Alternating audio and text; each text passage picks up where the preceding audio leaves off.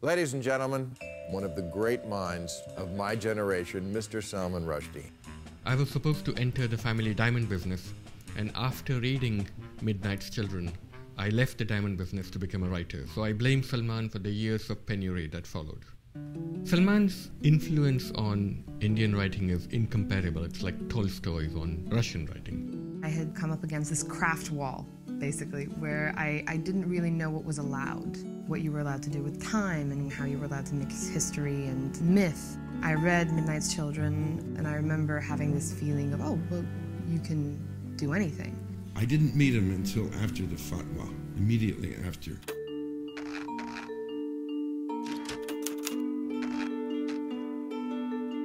Essentially, we've been friends ever since. This is a person with a big heart and a big soul. He conducted himself with tremendous dignity and courage during that time. He, I think, felt a profound responsibility to represent not only his own cause, but the cause of many other writers. The Rushdie event in 1989 gave to us a cause with which no one could be in dispute. Because writers, by their very nature, are dissenters. We stood in line and stood behind and stood with Salman Rushdie, Norman Mailer, Susan Sontag, Joan Didion, and Dr. Rowe. The event brought cohesion to the Pan American Center in New York. And I think the effect of that event back in 1989 remains with us today.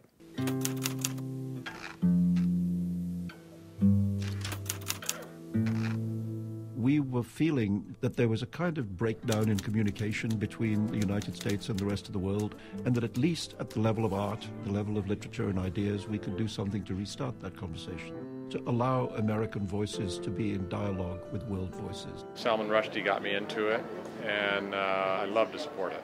Salman has always believed in the right to free expression and the right to party. Like the Beastie Boys song. In the evening, everyone gets together and has a great party. It's the best week of the year. I think it's fantastic. Thank you so much. It's just been nice communicating with writers that I would never meet normally.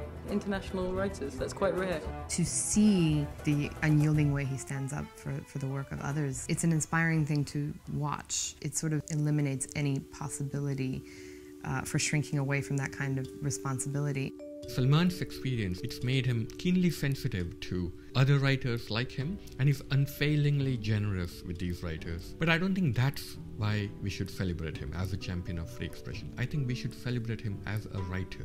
We should celebrate him for his brilliance with words and his ability to look at the currents of empire and major world religions and then to personify them as individual human stories which you and I and an accountant in Kansas City can relate to.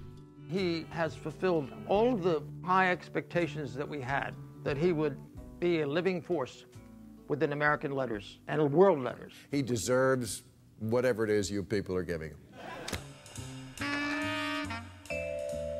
Badai ho yaar, badai ho, which is congratulations, my friend. Salman, čestitam. Congratulations very much, Salman Rushdie. You interrupted. Can I say it again? Félicitations, mon vieux.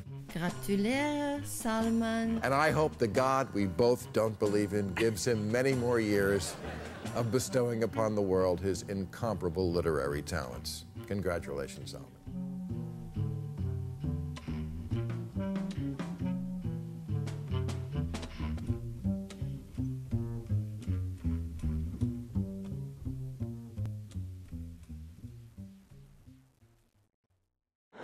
Well, this is an honor for me, being asked to acknowledge or introduce someone who needs no introduction or acknowledgement at all. Not to you, and not to some 80% of the world. His name, Sir Salman Rushdie, is legendary.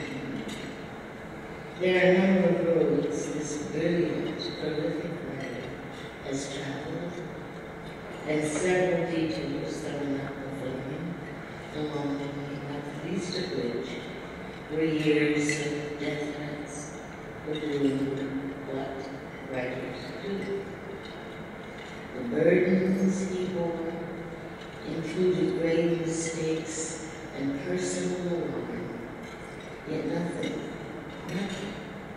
crippled his writing or weakened his courage in defense of his own as well as the work of others.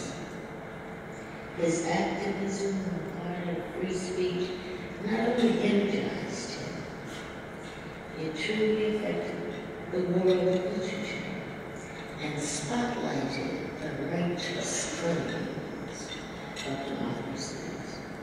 We all know that banning books, burning them, censoring them, imprisoning artists, threatening them, even slaughtering them, all of that, whether religion or state sponsored, all of that represents fear. The violence-laced fear of truth. Fear even of beauty.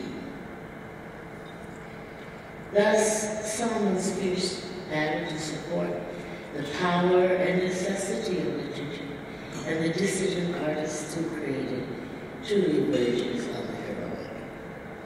His administration of Penn American Center from 2004 to 2006 and his founding of the Penn World Offices Festival have been a boon to this organization, leading to its remarkable expansion as well as its evolution. I count his accumulation of 29 so far awards from continent to continent as representative of the esteem in which he is held. And as much as I am impressed by those accomplishments, for me, my wonder, my delight lie in his work. His is not only an enviable talent, it's a revelatory one. His imagination is truly fecund, word by word, sentence by sentence.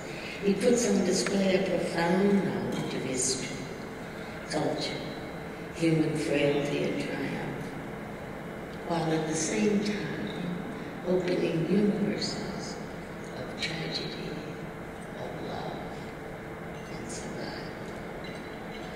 We may miss his sure hand as president and founder, but we will always have this literature, powerful, beautiful, sui generis, and I'm proud to be a part of this celebration of Salman's tenure here, and I really do wish him Godspeed and every one of his future endeavors. Thank you.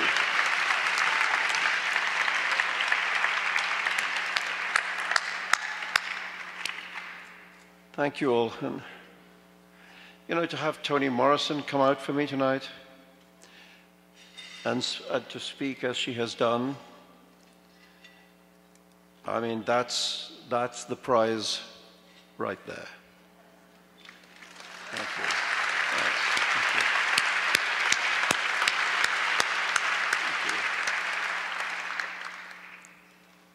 I mean, as if it were not enough of an honor to be following in the footsteps of such previous honorees as Philip Roth, Edward Albee, Michael Ondaatje, Margaret Atwood, E.L. Doctorow, Gore Vidal, who behaved really badly,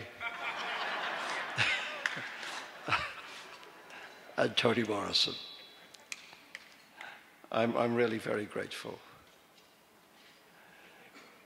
For me, any consideration of the art of literature and the work of Penn on its behalf starts with thinking about Scheherazade and Alice.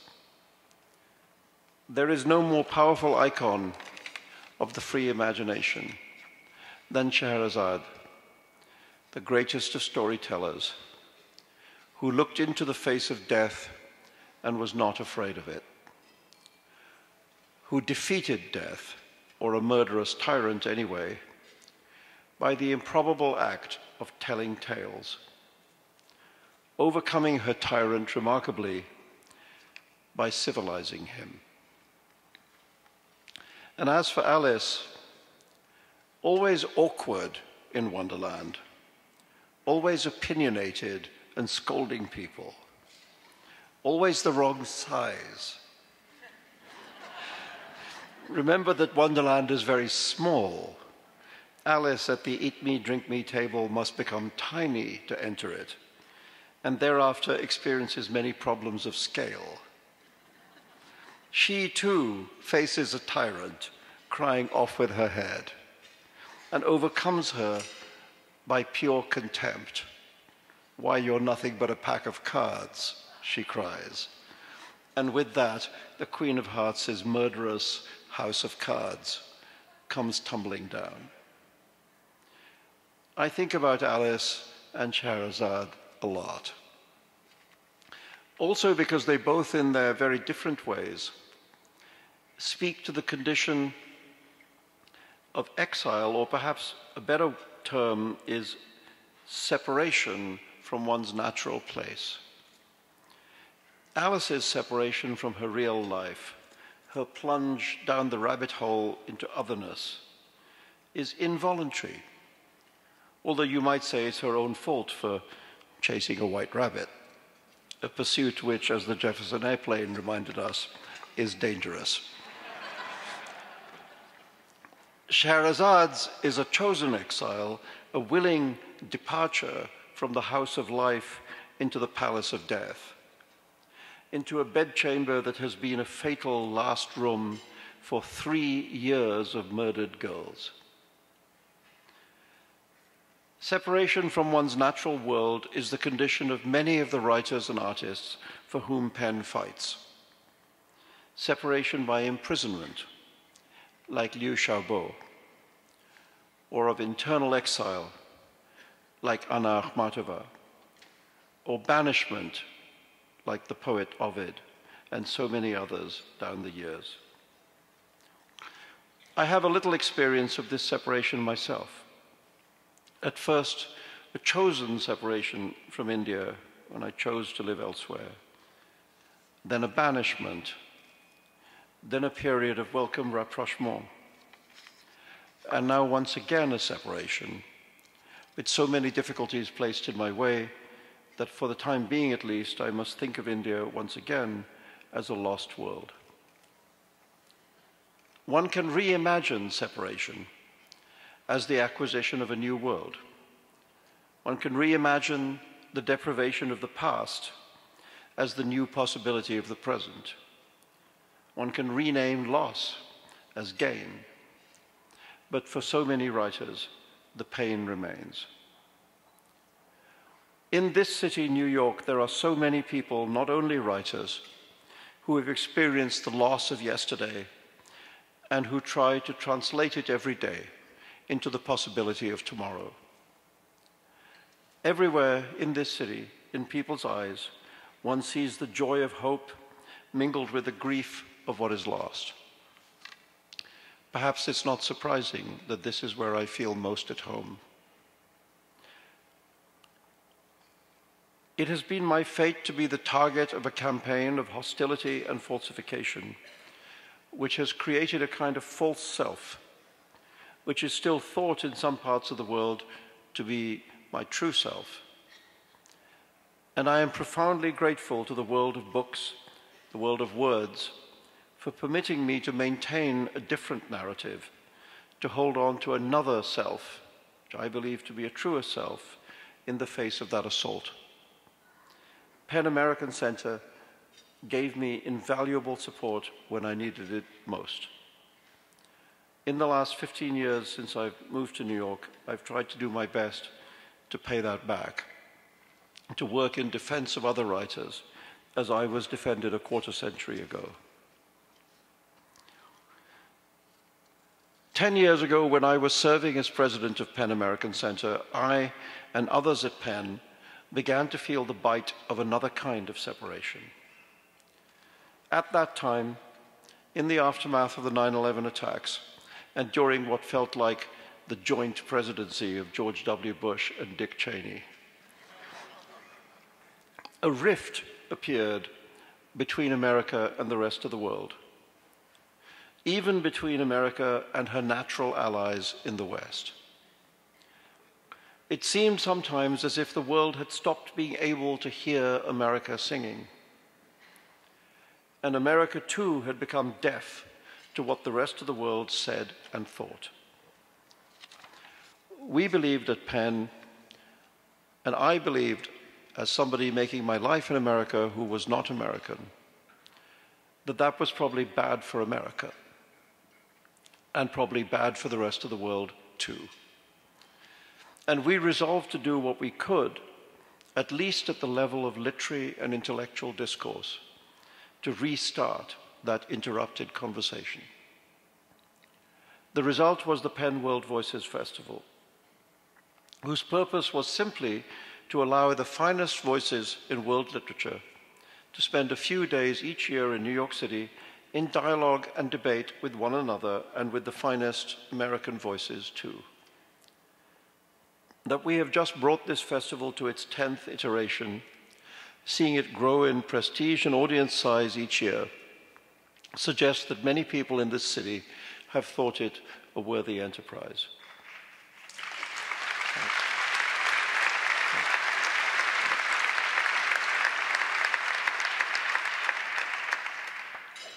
We should feel proud, all of us who are and have been a part of Penn, to have added this event to the cultural calendar of New York and created a stage on which the core values and the vital work of Penn have been able to reach and inspire a new generation of New Yorkers. I'm certainly proud to have been part of World Voices and that Colm Tóibín has agreed to succeed me as chairman and work with Jakob Orshosh and Beth Weinstein to take World Voices to the next level. The festival could not be in better hands. I always thought, and I've often said, that we were doing something oddly Kevin Costner-esque by creating World Voices. It was Penn's own field of dreams. And our motto, too, was, if you build it, they will come. We did build it, and they did come, and they have gone on coming. And we must thank them, our audiences, for that support without which our work would have no meaning. Thanks too, of course, to our many financial supporters and to everyone at Penn on the board and staff who gave and still give so willingly of time and effort to make World Voices possible. Thanks to the many volunteers who allow the wheels to turn. Think of this as a newish New Yorker's gift to his new hometown. New York City, too, is a field of dreams. And within it, long may the dreams of literature thrive and the vital conversation between America and the world go on. Thank you.